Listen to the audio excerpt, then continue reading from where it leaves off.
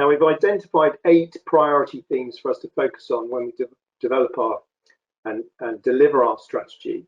And they are customers and communities, including older people, new affordable homes, existing homes, including building safety, climate change, colleagues and culture, equality, diversity and inclusion, technology and new ways of working, and financial viability, governance, and value for money.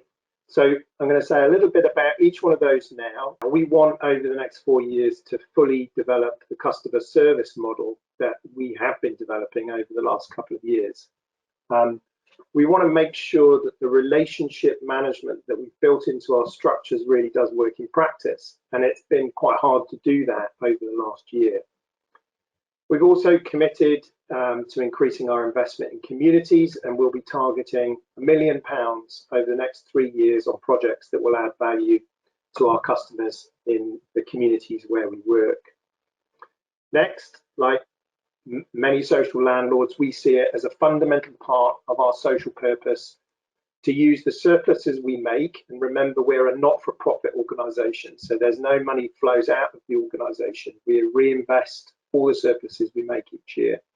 And we want to do that to support investment in as many new affordable homes as we can to help tackle the housing crisis in the areas where we work. And in the areas where we work, it is particularly acute. Average house prices are at least 10 times average earnings. Now, we're going to maintain our ambition to build 1,100 new homes over a 5-year period, a mix of homes to rent, on social rents or affordable rents, and also homes for shared ownership where customers can part buy, part rent, and can then staircase up to full ownership when they can afford to do so. Now, in terms of our existing stock, a lot of it is aging and will do every year, and that requires a lot of investment. And in a small number of cases, redevelopment, as I mentioned earlier, in places like Bay House and Barn Close. We've already significantly increased the amount we invest in existing homes. In the last 3 years, we've increased it by over 25%, and that will continue. And as I said earlier as well, building safety, or perhaps more importantly described as customer safety, is very, very high up on our list of priorities, and we'll continue to invest in the surveys and the remedial works necessary to meet our legal and regulatory duties as a landlord. Now, I mentioned climate change, and decarbonising our business is another very high priority. We know that we've got a lot to do because we've got to contribute towards meeting the government's net zero target by 2050. And in order to do that, we have to invest sooner rather than later. It's no point leaving it until the last 10 years because we won't get there. And we've got to do that to contain the damage that is occurring through climate change. Now, we already know, because we've done the research, that over 90% of the carbon we produce as a business is attributable to the properties we rent to customers. So how are we going to start doing this? Well, for the next 3 years, we've agreed to invest £1 million in research and development to help us try out new technologies and new building solutions to see what can work best. Now, we're not going to do this on our own. Social landlords all over the country are having to work together to find the best solutions they can. But we'll also need to work closely with customers to make sure that the solutions we come up with are both affordable and sustainable. Next, our colleagues over the last year have really proved how valuable they are as an asset to this business. They've really adapted well to these new ways of working. It has been a challenge for us to keep developing the sort of culture we want when we haven't been able to meet up. Being part of Silva means being accountable, creative and engaged, all of which has been much more difficult over the last year. And we want to continue to make Silva a great place to work, be able to recruit and retain the best people to deliver our vision.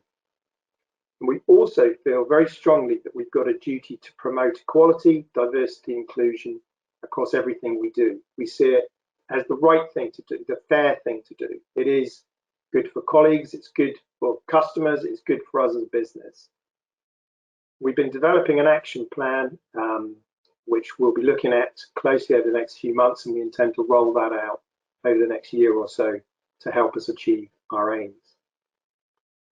Now, over the last 2 years, we've invested significant amounts in digital technology, and that really proved invaluable when we went into lockdown over a year ago. It helped us basically pick up a laptop and work from home with minimal fuss.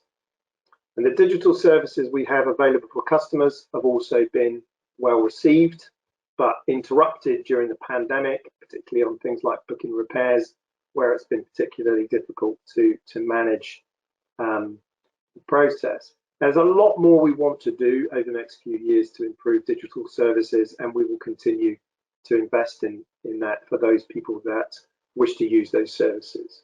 And finally, as I said earlier on, we can only do any of this if we run a financially strong and well-governed business. And we will continue to strive to make sure that remains the case, so we can continue to invest in homes and services. Now, as part of that, we will be further developing the role that customers can play as part of our governance arrangements. We'll continue to work with and strengthen our relationship with the Customer Partnership Board. And we want to really see what we can do to respond positively to new proactive consumer regulations that will be coming in. They were proposed as part of the government's white paper on social housing last year, and we expect that to turn into legislation and regulation very soon.